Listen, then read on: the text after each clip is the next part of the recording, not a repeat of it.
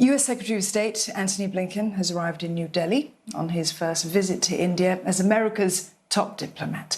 Now, Washington is looking to India to help counter China's rising influence, but talks, well, they could be dampened by plans to discuss India's human rights record. Rebecca Bundan reports.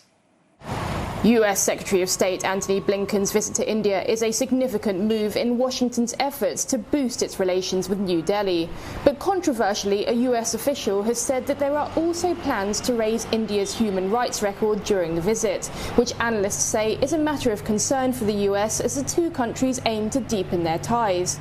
The visit follows United States Defense Secretary Lloyd trip to India in March, US climate envoy John Kerry's visit in April, and it reciprocates a trip by India's Foreign Minister Jaishankar to the United States in May.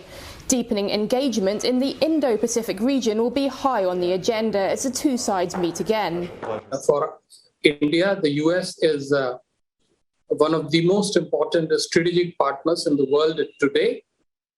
The importance of the visit arises from what is happening in the east and west of India, and also because of the turn that geopolitics in Asia has taken.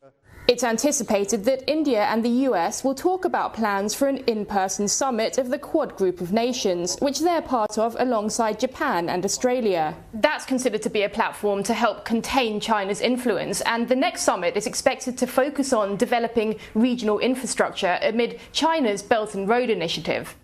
At the virtual Quad summit in March, the group agreed that Indian drug maker Biological E would produce at least 1 billion COVID-19 vaccine doses by the end of next year, helped by funding from the US. This is seen as a vaccine diplomacy move, as the doses would be largely for countries in the Southeast Asian and Pacific region, where the US has been competing with China to supply vaccines. Mr. Blinken is planning to discuss with India other ways to enhance COVID-19 response efforts, and the security situation in Afghanistan is also likely to come up during the visit. Rebecca Bundan, CNA, Mumbai.